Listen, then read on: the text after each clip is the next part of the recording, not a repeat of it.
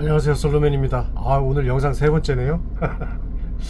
아까 저 김대견 씨가 언급한 내용 아주 잘 일목요연하게 잘 정리해 줬어요.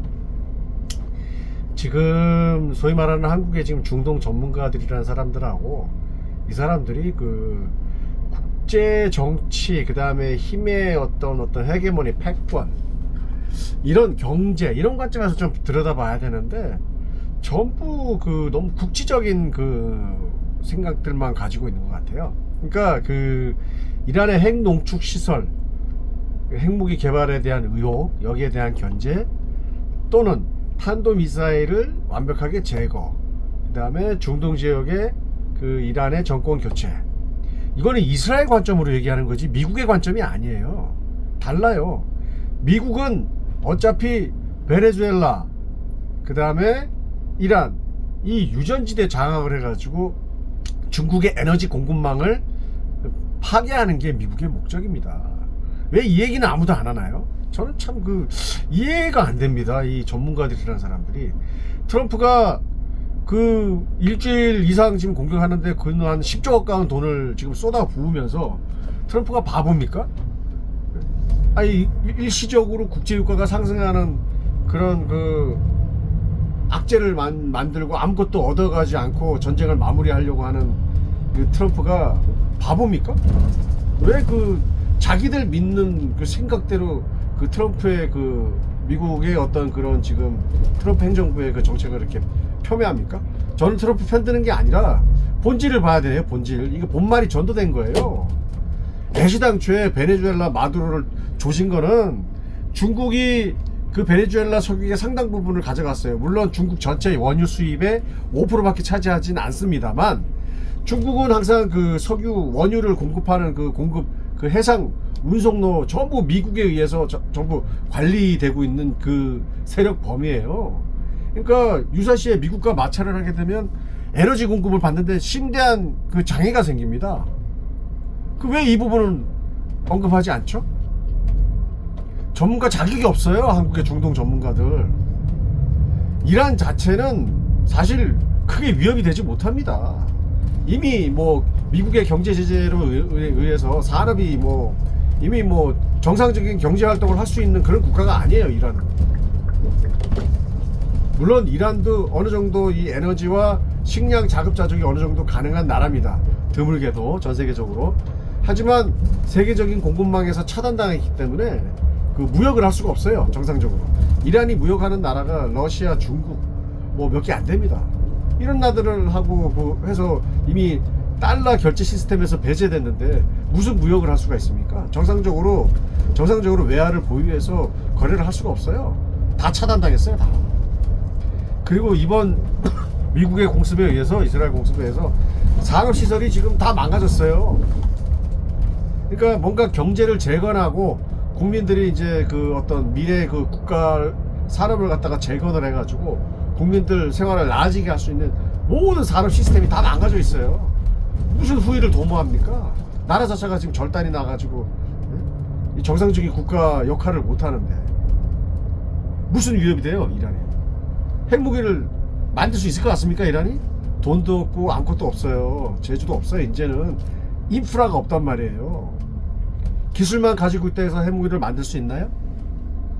제가 한번 물어볼게요. 기술만 가지고 있다고 해서 핵무기를 만들 수가 있나요? 아니에요. 우라늄을 어디서 공급받을 겁니까? 기술이 있다고 쳐도. 원심 분리기라든지 이런 기계류 부품들을 어디서 가져올 거예요? 러시아, 중국에서 가져온다고 이제 얘기를 하겠지만은 전부 어디로 와요? 비행기로 오든 해상으로 오든 감시 안 받겠습니까? 미국의 감시를? 만들 수가 없어요. 또 러시아나 중국이 이란이 핵무기 가지는 거 원할까요? 아니요, 원하지 않아요. 원하지 않는다고요. 어차피 미국은 목적을 다 했습니다. 이란의 모든 산업 생산 인프라를 다 파괴했어요. 일부 미사일이 남아있을 수도 있고, 그 다음에 이란 육군이 그대로 건재할 수도 있어요. 하지만 이란 해군과 공군은 이미 전멸했어요. 전멸했다고 봐도 돼요. 그래서 이란이 호르무즈 해협에서 이번 미국이 철수한다고 해서 기타 석유 중동 걸프 국가들이 생산하는 원유를 갖다가 이렇게 서로 운송하는 호르무즈 해협의 해코지를 이란이 할 수 있겠습니까? 해서 얻는 게 뭐죠? 이란이? 못합니다. 상식적으로 생각을 한번 해보세요. 자기 나라 국민들 먹고 살기도 힘든데 무슨 수로 하겠어요, 이란이? 이미 저는 미국은 목적을 이뤘다고 저는 봐요. 중국으로 연결되는 에너지 원유 공급망을 이미 차단한 겁니다, 미국은. 이것만 해도 성공이에요. 왜 하필이면 4월 초에 중국 방문을 앞두고 이란을 조졌을까요? 그 생각, 이런 멘트를 하는 전문가들이나 셀럽들 나오는 게 아무도 없어요, 우리 유튜브에. 정말 저는 너무 실망했어요. 한국의 어떤 그런 학자들, 그러니까 그 책 펼쳐들고 펜대만 골려던 사람들 머리로는 불가능한 것 같아요. 그런 사고가 유연하게 생각할 줄을 모르는 것 같아요. 저는 트럼프를 편드는 것도 아니고 우파도 아니고 좌파도 아닙니다. 오히려 사회복지적인 면에서는 저는 진보 왼쪽에 더 가까운 사람입니다. 하지만 이런 국제정치는 그런 식의 보고 싶은 것만 보고 듣고 싶은 것만 듣는 그런 식으로 대하면 안 되는 거예요. 국제정세를 그렇게 해석하다가는 큰일 납니다. 어쨌든 저는 뭐 미국이 목적을 다 했다고 저는 보고요. 네. 목적을 잃었다고 저는 봅니다. 이미 중국의 그 원유가 전달되는 그 공급망을 미국이 지금 차단했다고 해도 과언이 아닌 거로 저는 생각을 합니다. 그래서 미국의 요번에 이러한 공습은 성공적이다. 물론 만족할 수는 없는 부분이 많겠지만 저는 굉장히 성공적이다, 이렇게 평가하고 싶습니다. 그래서 오히려 중간선거에 이런 부분을 잘 활용을 한다면 오히려 표를 딸 수 있는 그런 호재라고 저는 생각을 하거든요. 왜 트럼프 바보 아니에요?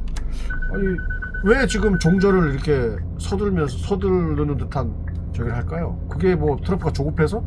아니에요. 더 이상 얻을 수 없기 때문에 그런 거예요. 그냥 여기서 미국이 승리 선언하고 나와도 되는 거예요. 왜?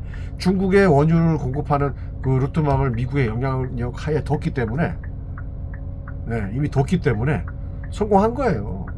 그러면 중국에 이제 4월 초에 중국 방문해서 트럼프가 시진핑이랑 무슨 밀담을 할 겁니까, 이제? 김덕현 씨 아까 정리한 내용을 보니까 분명히 금융 개방을 아마 요구할 겁니다, 트럼프는. 네, 달러 패권을 위해서. 중국을 아마 그 군사적으로 겁박하고 중국을 굴복시키고 그러진 않을 거예요. 결국 뭐냐, 달러 스테이블 코인으로 중국을 갖다가 이 달러 결제망 안에 묶어두려고 할 겁니다. 저는 미국의 싱크탱크들이 그렇다고 생각을 합니다. 그건 좌나 우적인 사상적으로 보시면 안 돼요. 이거는 미국의 국익을 놓고 봐야죠. 그러면 그 미국의 금융망에 포함시키려면 어떻게 해야 되겠습니까? 가장 좋은 방법이 그게 XRP 리플망에 편입시키는 게 가장 좋은 방법이죠. 이 부분은 따로 별도로 제가 한번 또 정리해서 여러분들께 알려드리겠습니다. 네. 왜 이더리움망보다 리플망이 더 중국을 달러 결제망에 끌어들이는데 가두는데 더 효능이 있는 건지, 그건 제가 차후에 다시 한번 다뤄보겠습니다. 어쨌든 아까 김대결 씨 그 글 올린 거 아주 잘 올렸습니다. 그 내용 정리 아주 잘했고요. 역시 글도 잘 쓰고 똑똑합니다. 네, 제가 하고 싶은 말 다 했어요. 그러니까 결국 요지는 뭐냐? 아마 다음 주, 늦어도 이달 말, 빠르면 다음 주 저는 종전된다고 봅니다. 네, 정리하고 아마 미국은 철수할 수도 있을 거라고 저는 봐요. 그래도 충분히 성공적이다. 그리고 아마 그렇게 되는 순간 국제유가는 더 내려가면서 아마 코인이 1차 반등을 한번 하지 싶습니다. 그게 뭐 제가 말씀드린 대로 3월 달에 한 번쯤 반등이 있을 거다라는, 아마 그 부분과 겹치지 않을까 싶어요. 여러분 기대하셔도 될 것 같습니다. 아마 최소 1-20%는 반등을 할 것 같고, 지금 현재 가격 대비 많이는 50%까지도 회복할 수 있을 거라고 저는 봅니다. 누가 만든지는 한번 길고 짧은 대보죠. 뭐 제가 틀릴 수도 있습니다만 저는 그렇게 생각합니다. 지금으로선 지켜보죠.